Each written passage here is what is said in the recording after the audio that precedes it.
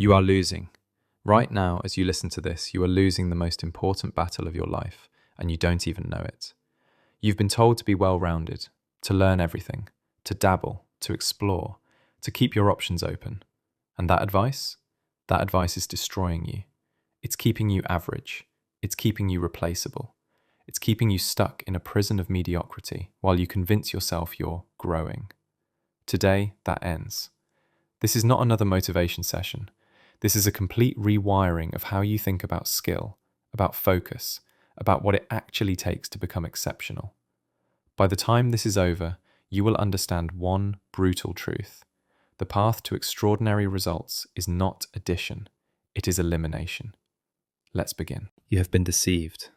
From the moment you entered school, from the first day you sat in that classroom, a lie was planted deep inside your mind. A lie so widespread, so universally accepted, that you never thought to question it. Teachers told you this lie. Parents reinforced it. Career counselors repeated it. Society celebrated it. And you believed it. You believed it completely.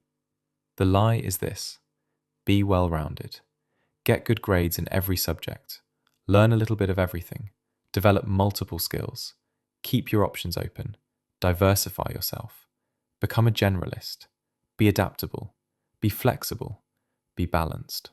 This sounds reasonable. It sounds safe. It sounds smart.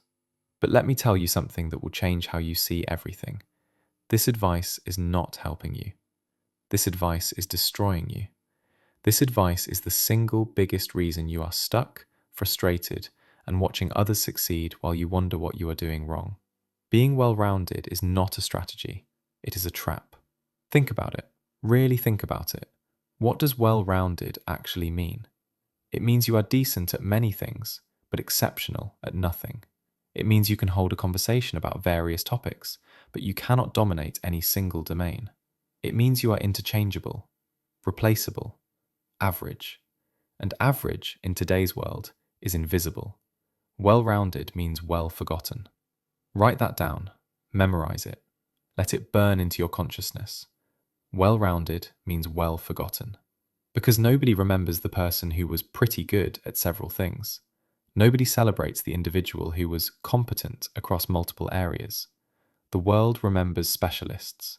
The world rewards masters. The world pays attention to those who became so extraordinarily good at one thing that they could not be ignored. Let me ask you a question. When you need heart surgery, do you want a well-rounded doctor?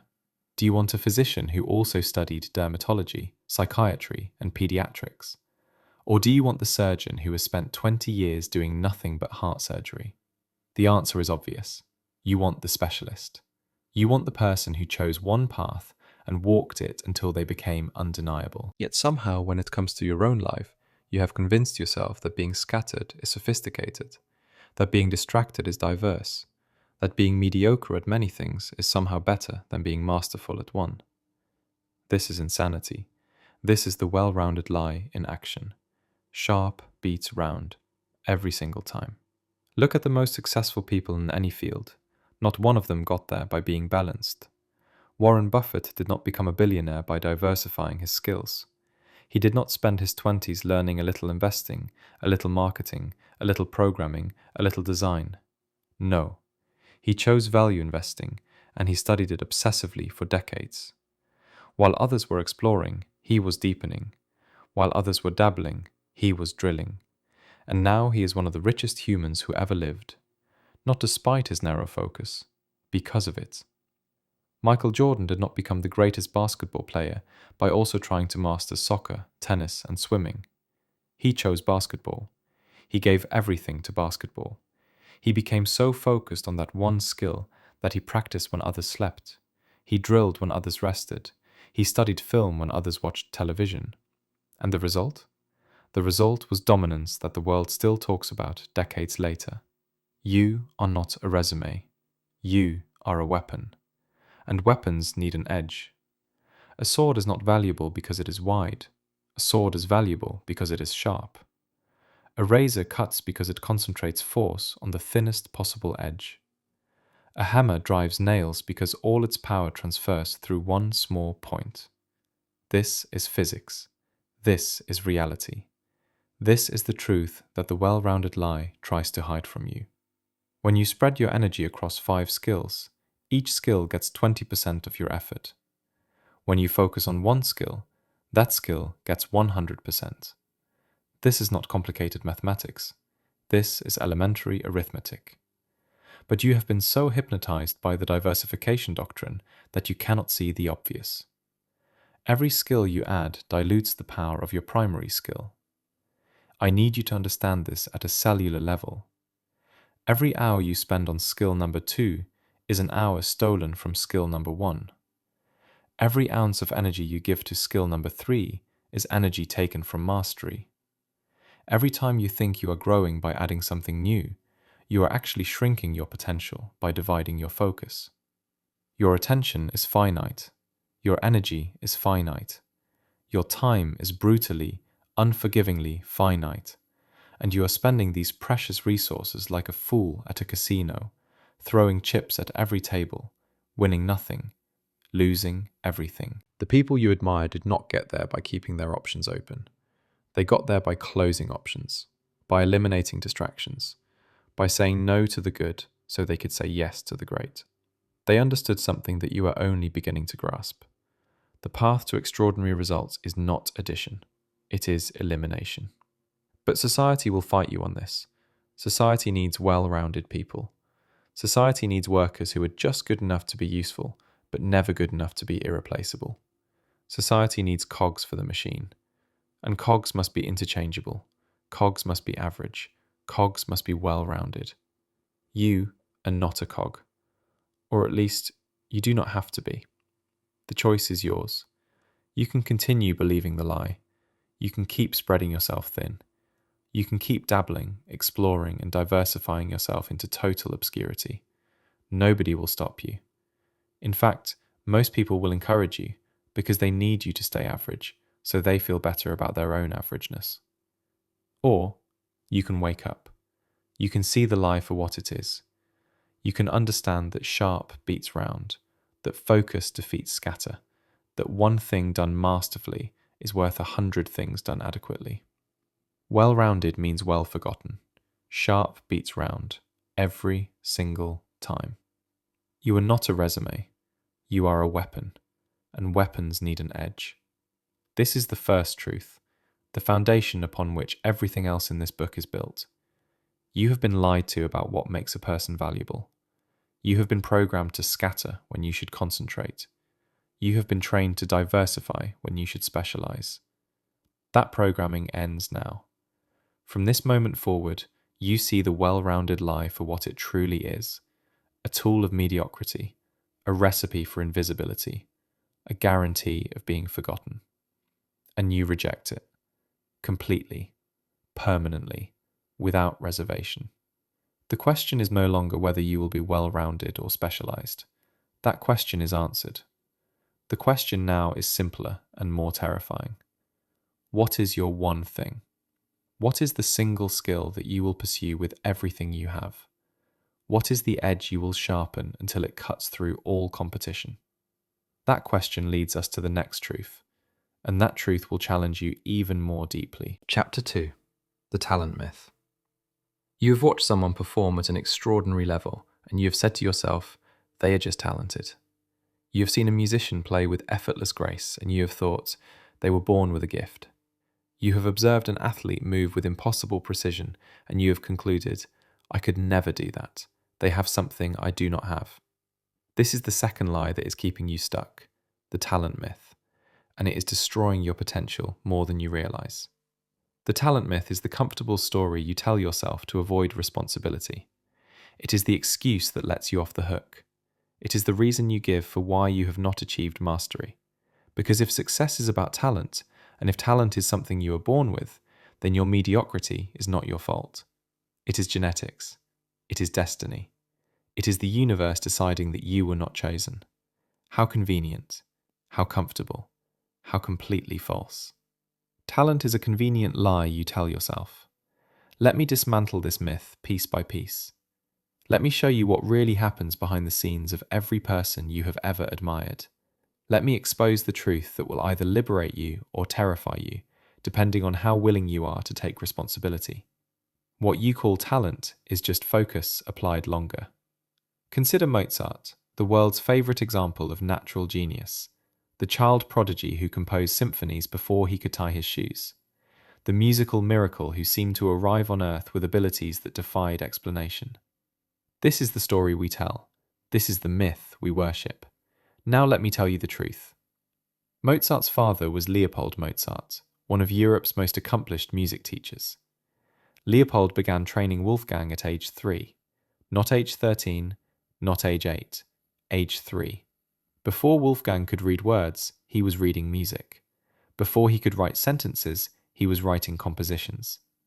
By the time he was 6 years old, Mozart had already accumulated thousands of hours of intensive, deliberate practice under the supervision of an obsessive, demanding teacher. That is not natural talent. That is engineered excellence. By the time Mozart composed his first truly original masterpiece, he had been training for over a decade. 10 years of daily, rigorous, focused practice. 10 years of drilling scales, studying compositions, analysing masters, correcting mistakes. 10 years of work that the world conveniently forgot so they could call him a prodigy. You look at the performance, you do not see the preparation. You see the result, you do not see the process. And because you do not see the thousands of invisible hours, you call it talent. What you call gifted is just focused longer. The Beatles are another example the world loves to misunderstand. 4 young men from Liverpool who changed music forever. Natural chemistry, raw talent, lightning in a bottle. This is the romantic story. This is the fairy tale. Here is the reality. Before the Beatles became the Beatles, before anyone knew their names, they played in Hamburg, Germany. They played in strip clubs and dive bars. They played 8-hour sets, night after night, for months on end. Not 1-hour concerts with breaks. 8-hour marathons of continuous performance. By the time they returned to England, they had accumulated more stage time than most bands accumulate in a decade. They were not born talented. They were forged by repetition. They were shaped by hours. They were created by the kind of focused, relentless practice that most people will never understand, because most people will never commit to anything that deeply. Hours stack. Excuses do not. This is the equation that separates masters from dreamers. Masters stack hours. Dreamers stack excuses. Masters put in the work when no one is watching. Dreamers talk about their plans at parties. Masters embrace the boring repetition that excellence requires. Dreamers chase novelty and call it growth. Kobe Bryant understood this equation. While his competitors slept, Kobe was in the gym at 4 in the morning. Not occasionally, routinely, religiously. He understood that the gap between good and great is filled with hours that nobody wants to put in. He understood that what the world would eventually call talent was really just accumulated effort that others were unwilling to match. When reporters asked about his work ethic, Kobe did not talk about gifts or natural ability. He talked about repetition. He talked about drilling the same moves thousands of times until they became unconscious. He talked about the obsessive focus that most people find boring. The hours required to become exceptional are not glamorous. They are repetitive. They are monotonous. They are filled with the same drills, the same exercises, the same fundamental work done over and over again until perfection becomes automatic. This is not exciting. This is not what people want to hear. So they invent the talent myth to explain away what they are unwilling to do. You do not need to be born special. You need to make your effort special. This is the liberation hidden inside the death of the talent myth. If success were truly about genetic gifts, you would be helpless. You would be a victim of biology, forever limited by the circumstances of your birth. But success is not about genetics. Success is about hours. Success is about focus. Success is about the willingness to do what others refuse to do, for longer than others are willing to do it. This means you are in control. This means your future is not predetermined. This means the gap between where you are and where you want to be can be closed through deliberate, focused action. Not hoping, not wishing, not waiting for talent to magically appear. Action, repetition, Hours stacked upon hours. One skill, 1,000 hours. That is the formula society does not want you to know. Why does society not want you to know this? Because if you understood this formula, you would become dangerous. You would become competitive. You would stop accepting your place in the hierarchy and start climbing. And hierarchies depend on people staying where they are, believing they cannot change, accepting that talent is fixed and destiny is determined. The talent myth keeps the masses passive. The truth makes individuals powerful. So what will you do with this truth? Will you continue hiding behind the excuse of talent? Will you keep pointing at successful people and telling yourself they have something you lack? Will you let the myth comfort you into permanent mediocrity? Or will you accept responsibility? Will you acknowledge that you have the same 24 hours as everyone else? Will you admit that the only difference between you and the masters you admire is how those hours have been invested? Talent is a convenient lie you tell yourself. What you call gifted is just focused longer. Hours stack, excuses do not. The choice now is clear. You can resent the successful for their imaginary gifts, or you can start stacking hours on your one skill until the world has no choice but to notice you. One path leads to bitterness. One path leads to mastery. You know which one to choose. But choosing is only the beginning, because knowing you must focus is not the same as knowing what to focus on. And that decision, the decision of choosing your one thing, is where most people fail before they even start. Chapter 3. Choose or be chosen. There is a decision you have been avoiding. You know exactly what I am talking about. That decision sits in the back of your mind, whispering to you late at night, nudging you during quiet moments, reminding you that you have not committed. You have not chosen. You are still floating, still exploring, still keeping your options open. And that indecision is costing you everything. You think you are being smart. You think you are being strategic. You think that by not choosing, you are preserving possibilities. You believe that commitment is limitation, and that freedom means keeping every door open. This feels logical. This feels safe. This feels wise. It is none of those things. It is fear disguised as strategy. Indecision is the most expensive decision. Every day you refuse to choose your one skill, you are making a choice. You are choosing mediocrity. You are choosing to scatter your energy. You are choosing to remain average. You are choosing to let life happen to you instead of creating the life you want. You think you are keeping options open. In reality, you are closing the only option that matters, the option to become exceptional. Let me tell you what happens to people who do not choose. They wake up at 40 years old and realize they fell into their career. They did not design their life. They did not select their path. They drifted from one thing to the next, following the path of least resistance, accepting whatever opportunity appeared in front of them. They became accountants because their uncle knew someone. They became managers because they stayed at the company long enough. They became whatever the world needed them to become, because they never declared what they wanted to become. This is the fate of the undecided. Not tragedy, something worse. Mediocrity by default. Choose or be chosen for. This is not a suggestion. This is a law of existence. The universe does not wait for you to make up your mind. Time does not pause while you explore your options. Life keeps moving, and if you do not actively direct it, it will direct you. Into a job you tolerate, into a career you stumble through, into a life you never consciously designed. Look around at most adults. Really look at them. Ask them how they ended up doing what they do. The vast majority will tell you a story of accidents, a story of coincidences, a story of one thing leading to another without any intentional direction. They did not choose their life chose them. And now they are trapped, too far down a path they never selected to turn back. This will be you, unless you decide, unless you commit, unless you choose your one skill and pursue it with everything you have. But here is where it gets interesting. Here is the insight that most people miss entirely. The skill you choose matters less than the act of choosing. Read that again. Let it sink in. The specific skill you select is less important than the commitment you make to selecting something. Because commitment creates momentum. Momentum creates progress.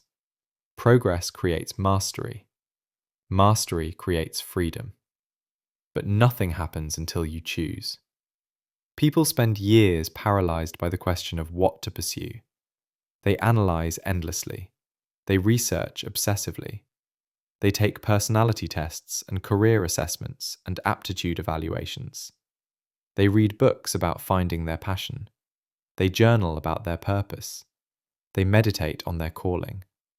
And they never start. This paralysis is more dangerous than choosing wrong. Because choosing wrong still teaches you something. Choosing wrong still builds momentum. Choosing wrong still develops discipline and focus that can be redirected later. But choosing nothing guarantees nothing. Jeff Bezos understood this. When he started Amazon, the internet was new and uncertain. Nobody knew if e-commerce would work. Nobody knew if people would trust buying things online. The smart money said stay at your stable Wall Street job. The rational choice was to wait and see. Bezos chose anyway. He chose e-commerce when it made no sense. He chose it when experts predicted failure. He chose it when his parents invested their life savings based purely on his conviction. And then he stayed. When the dot-com bubble burst, when investors fled, when the world said he was finished, he stayed because he had chosen. And that choice, that commitment, that refusal to keep his options open, built one of the most valuable companies in human history. Clarity is not comfortable, but confusion is fatal. You want certainty before you commit. You want guarantees before you choose. You want to know that your selected skill will definitely lead to success before you invest your precious years into developing it. This desire is understandable. It is also impossible. There are no guarantees. There is no certainty. The future cannot be known in advance. Every path contains risk. Every choice involves uncertainty. This is not a problem to be solved. This is reality to be accepted. The people who succeed are not the ones who found guaranteed paths. They are the ones who chose uncertain paths and walked them anyway. They are the ones who made decisions with incomplete information and committed fully despite the doubt.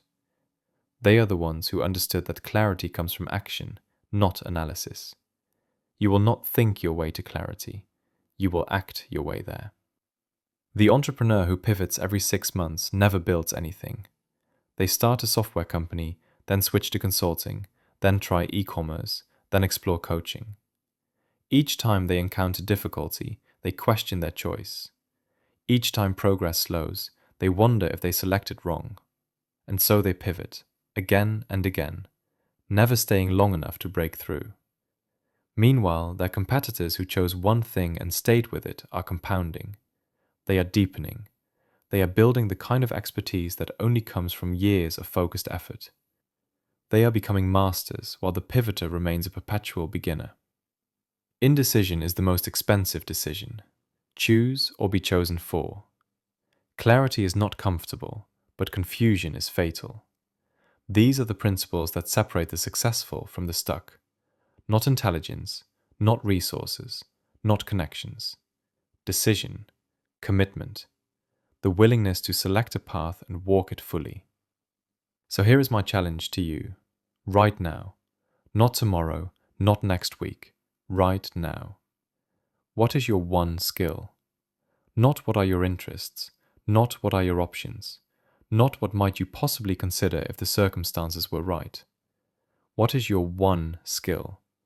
The single ability you will develop with relentless focus. The one thing you will pursue until mastery is inevitable. If you cannot answer this question, you are not keeping your options open. You are losing the race before it begins. You are choosing to be chosen for instead of choosing for yourself. The clock is ticking. Your youth is burning. Every moment of indecision is a moment of life spent on nothing. A moment you will never recover. A moment that your future self will mourn. Choose. now. Not perfectly, not certainly, just decisively. Because once you choose, once you truly commit, something remarkable happens.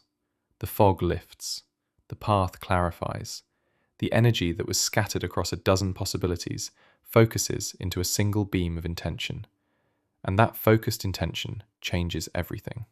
But choosing is only the beginning, because most people misunderstand what comes next. They think that putting in time equals putting in progress. They believe that hours automatically translate to improvement, and this misunderstanding leads to years of wasted effort. Chapter 4: The 10,000 Hour Truth. You have heard of the 10,000 hour rule. It has been quoted in books, it has been referenced in podcasts, it has been repeated so many times that it has become common knowledge. Put in 10,000 hours and you will become an expert. Put in your time and mastery will follow. Simple, clean, actionable.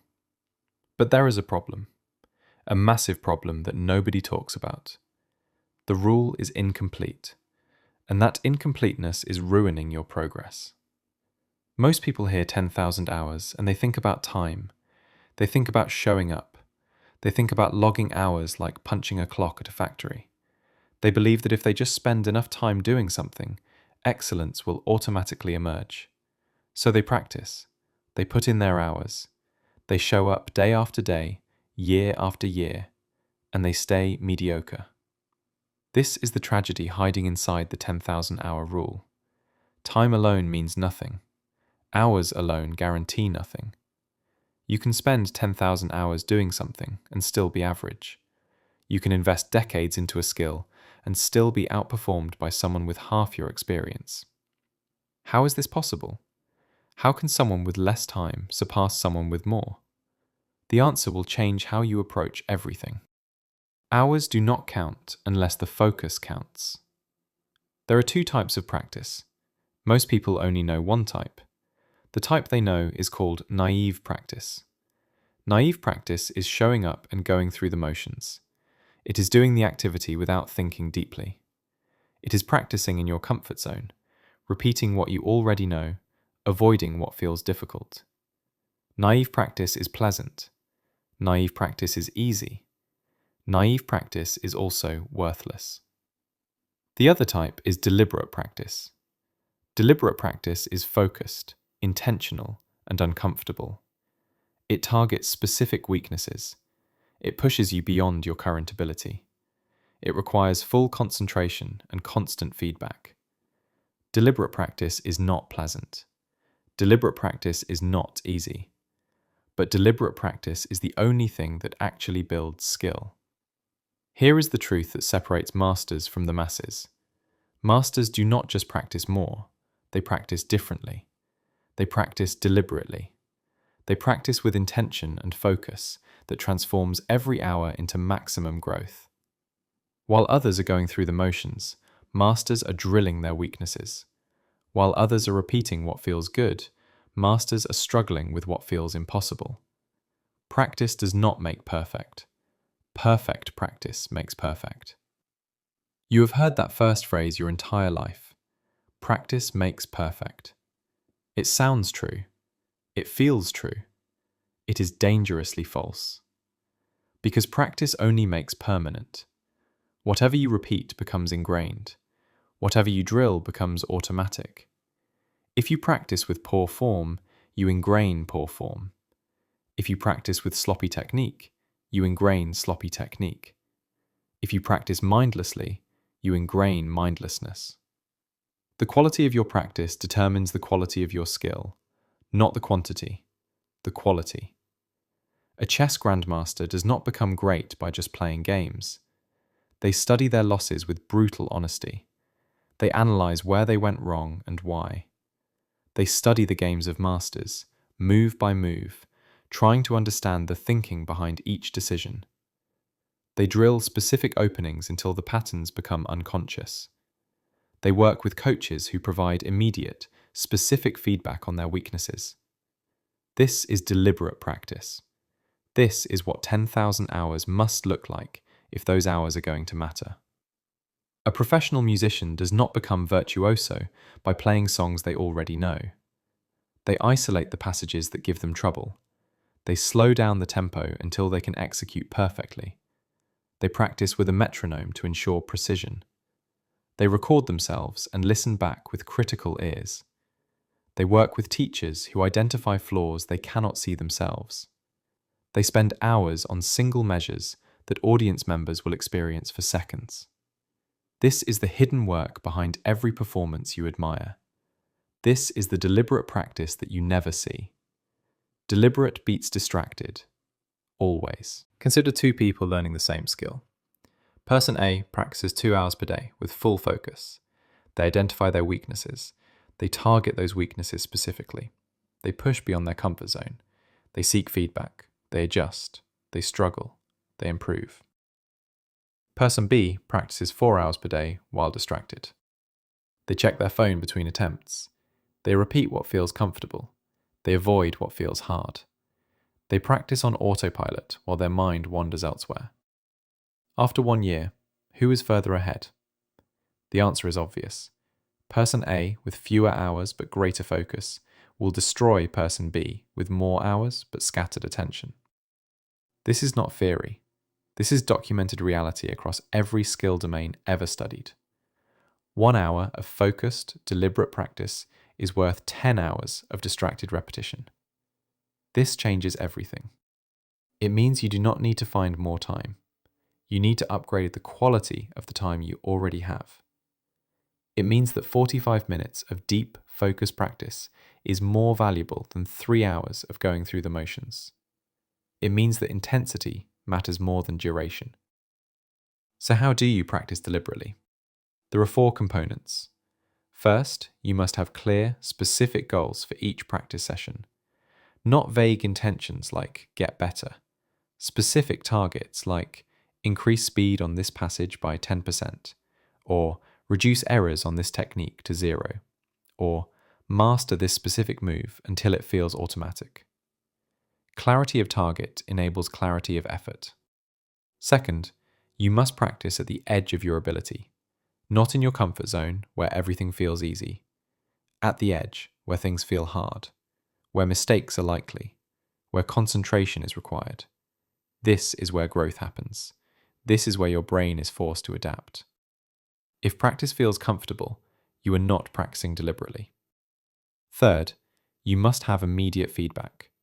You must know whether each attempt was correct or incorrect. This feedback can come from a coach, a recording, a measurement, or your own trained awareness. But without feedback, you cannot correct. Without correction, you cannot improve. You will simply ingrain whatever you are doing, good or bad. Fourth, you must focus completely. No distractions, no phone, no multitasking. Full attention on the task at hand. This is perhaps the hardest component in our distracted age, but it is non-negotiable. Deliberate practice requires your complete presence. Anything less is naive practice in disguise. Hours do not count unless the focus counts. Practice does not make perfect. Perfect practice makes perfect. Deliberate beats distracted. Always. This is the 10,000-hour truth they never told you. It is not about time. It is about how you use time. It is not about showing up. It is about showing up with intention, focus, and the willingness to struggle at the edge of your ability. Most people will never practice this way. It is too uncomfortable. It is too demanding. It requires too much concentration in a world designed to distract. And that is precisely why most people will remain average despite years of effort. They put in the hours, but they put in the wrong kind of hours. You now know the difference. You now understand what separates productive practice from wasted practice. The question is whether you will apply this knowledge or let it become another piece of information you heard and forgot. But even perfect practice faces a hidden enemy, an enemy that most people do not anticipate, and that enemy is your own backup plans. Chapter 5. Kill your options. You have a backup plan, maybe several. You have carefully constructed safety nets around your dreams. You have contingencies. You have alternatives. You have escape routes designed to catch you if your primary pursuit fails. and those backup plans are killing your primary plan. This is perhaps the most counterintuitive truth in this entire book. Everything you have been taught about risk management, about being practical, about having something to fall back on, is sabotaging your success. Your safety nets are not protecting you, they are trapping you. They are keeping you comfortable enough to never fully commit. Your plan B is stealing from your plan A. Think about what happens psychologically when you have a backup plan. You tell yourself you are being smart. You tell yourself you are being responsible. But deep in your subconscious, something else is happening. Your mind knows there is an exit. Your mind knows that if things get hard, if progress gets slow, if obstacles arise, there is another option waiting. And that knowledge changes everything. When you know you can escape, you never fully engage. When you know there is a way out, you never go all in. When retreat is possible, total commitment becomes impossible. Your backup plan does not just sit there quietly waiting, it actively pulls energy away from your main focus. It whispers to you during difficult moments. It tempts you when the plateau feels endless. This is not speculation, this is psychology. Studies have shown that people with backup plans perform worse on their primary goals than people without them.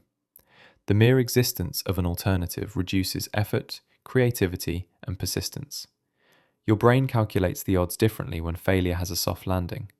Safety nets become hammocks. You create backup plans to catch you if you fall. But what actually happens is different. You do not fall and get caught. You never climb high enough to fall in the first place. The safety net becomes a hammock, a comfortable place to rest, a cozy alternative to the struggle of ascent. You tell yourself you are being practical. In reality, you are being lazy, in the most sophisticated way possible. Consider the aspiring comedian who keeps their day job.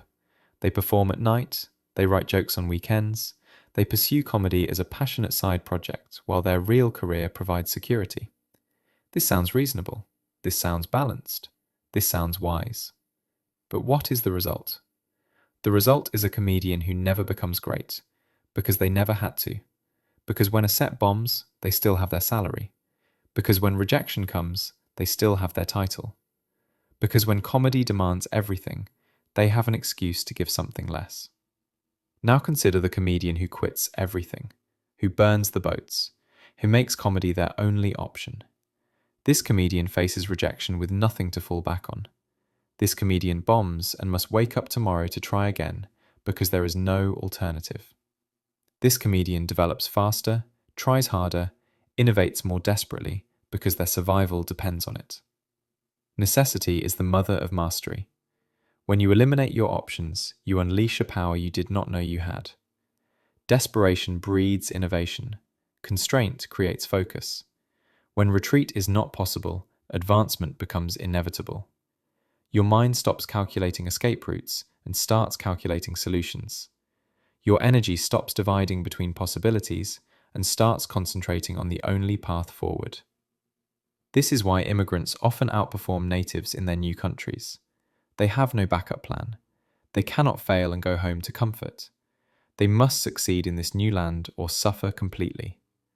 That necessity drives them to work harder, sacrifice more, and persist longer than people with comfortable alternatives.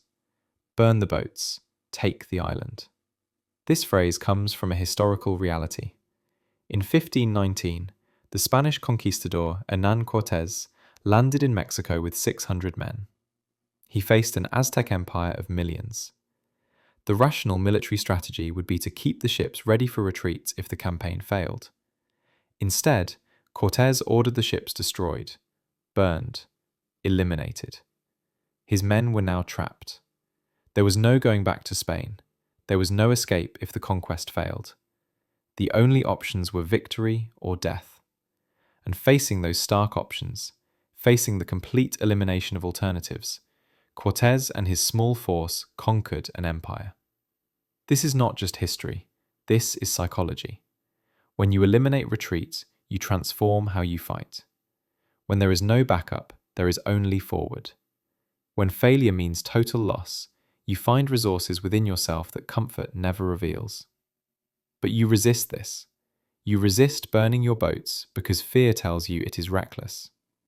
Fear tells you that smart people have backup plans. Fear tells you that eliminating options is irresponsible. Fear is lying to you. What you call prudence is actually cowardice dressed in logic. What you call responsibility is actually resistance to full commitment. You keep your options open not because it is wise, but because you are afraid. Afraid of failing without a net. Afraid of betting everything on yourself. Afraid of discovering whether you truly have what it takes. The backup plan is not about managing risk. The backup plan is about managing fear. It lets you avoid the terror of total commitment. It lets you hedge against the possibility that you are not good enough. It lets you preserve your ego by never fully testing it.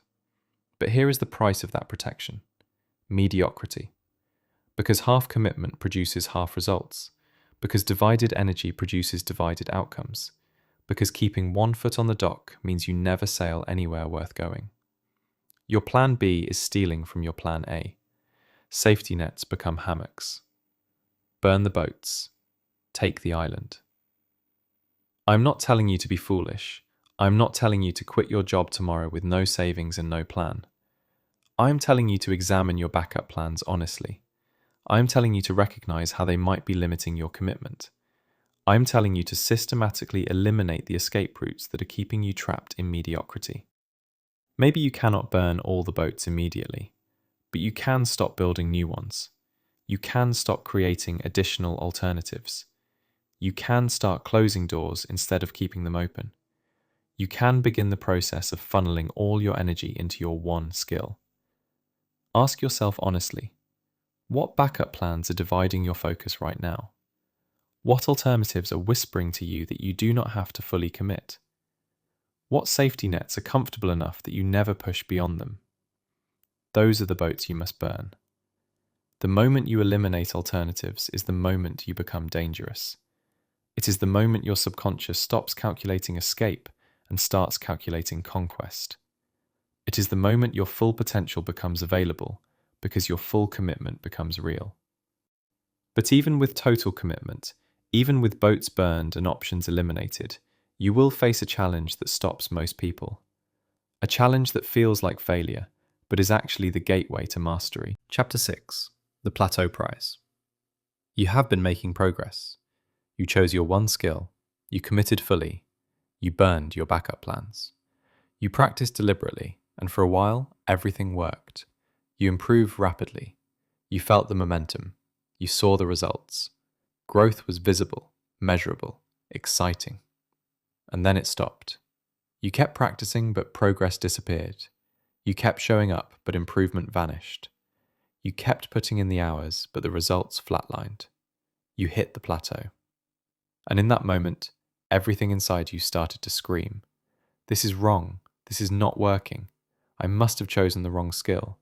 I must need a different approach. Something is broken. Something must change. This is the moment where most people quit. This is the invisible graveyard where dreams go to die. Not at the beginning, when commitment is fresh. Not during the early struggles when motivation is high. Here, at the plateau, when effort continues but visible progress stops. And this is exactly why you must stay. The plateau is the test. The plateau is the prize. What you're experiencing is not failure, it is filtration. The plateau exists to separate the serious from the dabblers. It is a gate that only opens for those willing to persist without immediate reward. Everyone who ever achieved mastery passed through this gate. Everyone who quit at the plateau joined the masses of the mediocre. Your brain wants novelty. Your emotions want progress.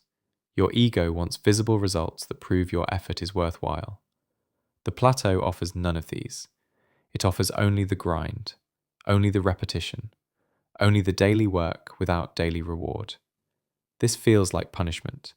It is actually purification. Everyone quits here. That is why you stay. Think about what happens at the plateau from a competitive perspective. All those people who started when you started, all those people who had the same enthusiasm, the same initial motivation, the same early progress. Where are they now? They are quitting. They are pivoting. They are convincing themselves that their stalled progress means they chose wrong. Every person who quits at the plateau is one less competitor for you. Every person who interprets the plateau as failure removes themselves from the race. Every person who lacks the patience to persist through the flat line clears the path for those who remain. The plateau is not where dreams die. The plateau is where competition dies. And if you stay, you inherit everything they abandoned. But staying is hard. Staying requires a different kind of motivation than starting. Starting is fueled by excitement and possibility. Staying is fueled by discipline and identity. Starting asks, who do you want to become? Staying asks, who are you willing to remain when becoming feels impossible? Boredom is not the signal to change. It is the signal to deepen. This is the insight that separates masters from amateurs. When practice becomes boring, amateurs interpret that boredom as information. They think the boredom means they need something new. They think the boredom means this is not for them. They think the boredom is the universe telling them to try something else. Masters interpret boredom differently. Masters understand that boredom is the guardian of mastery. It is the test you must pass. It is the price of admission to the highest levels. Boredom means you have exhausted the novelty. Boredom means the superficial excitement has faded. Boredom means it is time to go deeper, not wider. When a concert pianist practices the same passage for the 1,000th time, it is boring. When a surgeon performs their 500th procedure, it is boring. When a writer rewrites the same chapter for the 20th draft, it is boring. Boredom is not the exception at high levels. Boredom is the constant companion of excellence. The question is not how to avoid boredom. The question is whether you can persist through boredom. Whether you can show up when showing up feels meaningless. Whether you can practice when practice feels pointless. Whether you can stay when every emotion is telling you to leave. The plateau is where masters are made. Consider what is happening beneath the surface during the plateau. Just because progress is not visible does not mean progress is not occurring. Your brain is still forming connections. Your muscles are still developing memory. Your understanding is still deepening in ways that cannot be measured daily. The plateau is like winter. Nothing seems to grow. The landscape appears dead. But beneath the frozen surface, roots are deepening. Nutrients are gathering. Energy is storing for the explosive growth of spring. If you dig up the seeds during winter to check if they are growing, you kill them. If you abandon your skill during the plateau to pursue visible progress elsewhere, you kill your mastery. Faith is required here. Faith that the work is working, even when evidence is absent. Faith that persistence will eventually break through. Faith that the invisible progress is real, even though you cannot see it. This faith is not mystical. It is based on the experience of every master who ever lived. They all faced plateaus. They all persisted. They all broke through eventually. But eventually is the hard part. You do not know when the breakthrough will come. You do not know if it will be 1 month or 1 year. You only know that it will not come if you quit. And that is enough.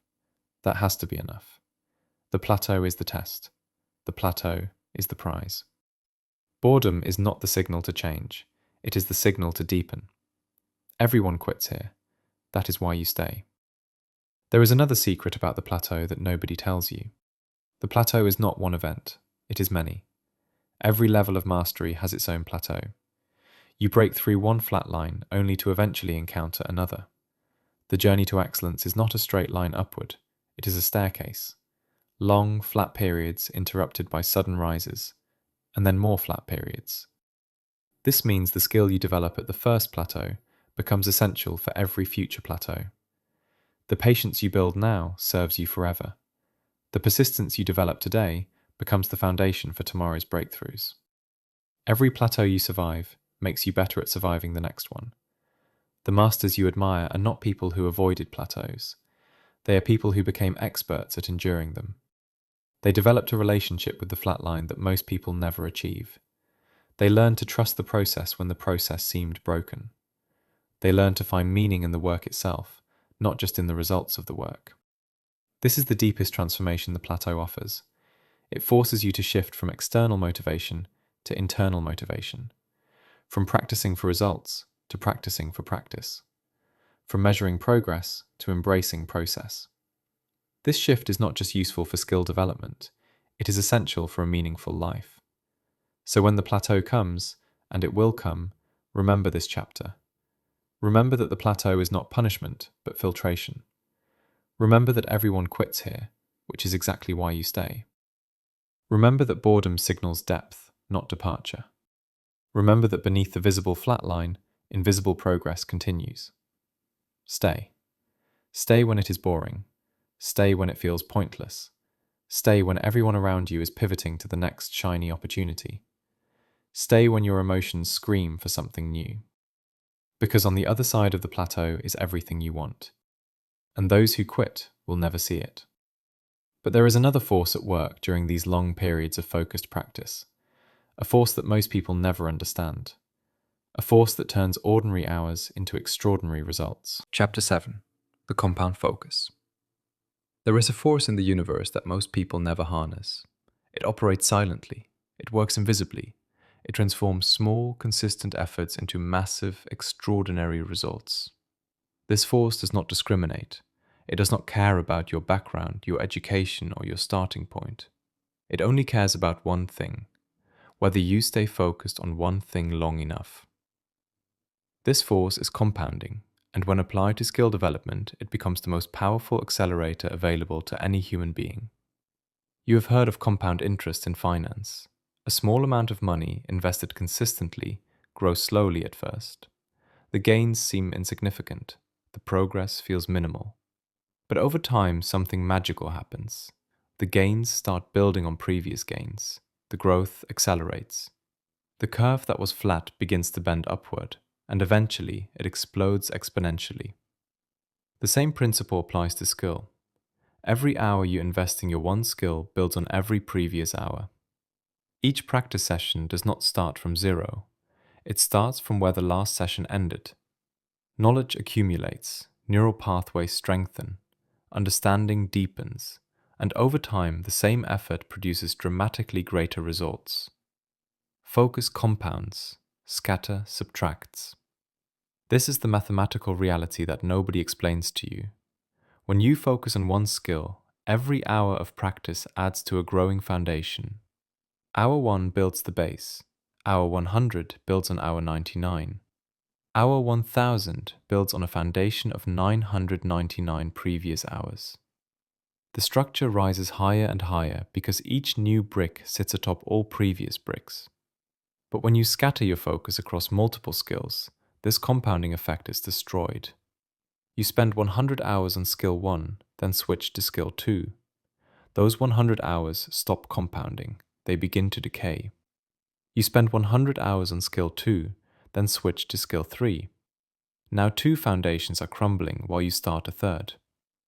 This is why scattered people feel busy but never progress. They are constantly starting over. They never stay long enough for compounding to work its magic. They mistake activity for advancement. They confuse motion with momentum. One skill, 1 year, 1000% ahead. Consider 2 people with identical starting points and identical available time. Person A spends 1 year focusing entirely on one skill.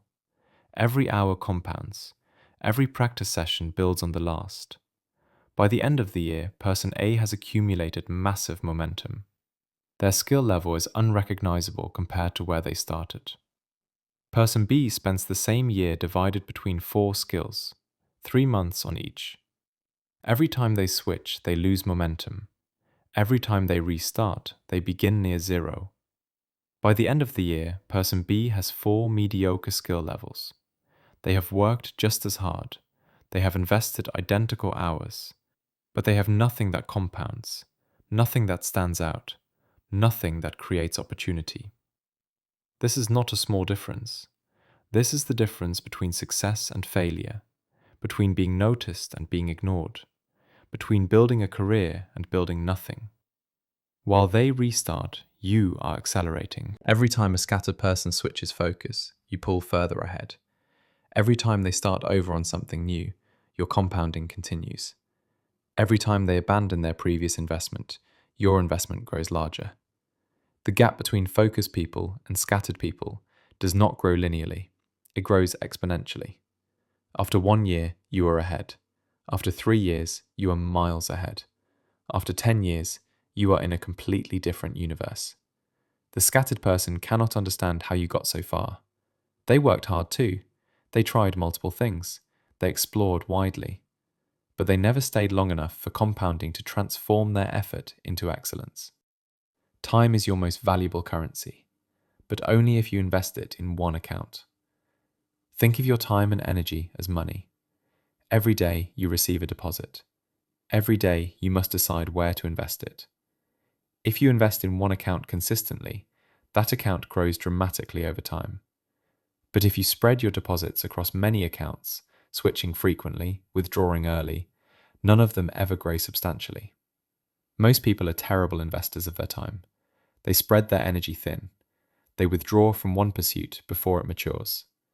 They chase whatever seems exciting this month. They have dozens of tiny accounts and no significant wealth. Masters are brilliant investors. They choose one account and contribute relentlessly. They ignore the temptation to diversify. They understand that concentration creates wealth. They trust the compound effect and let it work over years, not months. The mathematics are brutal and beautiful. Two people can work equally hard for 20 years, one focused, one scattered. At the end of 20 years, they will not be in remotely similar positions. The focused person will have achieved mastery. The scattered person will have achieved nothing but experience at starting over. This is not fair in the sense that effort should equal results, but it is fair in the sense that the rules apply equally to everyone. The compound effect is available to you. The only question is whether you will use it. But here is what makes this even more powerful. Compounding applies not just to the skill itself, but to everything surrounding the skill. Your reputation compounds. Your network within that field compounds. Your understanding of the industry compounds. Your opportunities compound. The person who focuses on writing for 10 years does not just have 10 years of writing skill. They have 10 years of relationships with editors, 10 years of understanding what publishers want, 10 years of reputation in the writing community, 10 years of compounded credibility that opens doors a newcomer cannot even see. The person who spent 2 years writing, then 3 years podcasting, then 3 years coding, then 2 years coaching, has none of this. They have fragments. They have disconnected experiences. They have nothing that compounds because they never stayed long enough in any single domain. Chapter 8. Become undeniable. There is a level of skill that changes everything. A level where you no longer chase opportunities, where you no longer beg for attention, where you no longer compete for scraps with the masses of the mediocre. At this level, the dynamic reverses completely. Opportunities chase you. Attention flows to you. The world that once ignored you now cannot look away.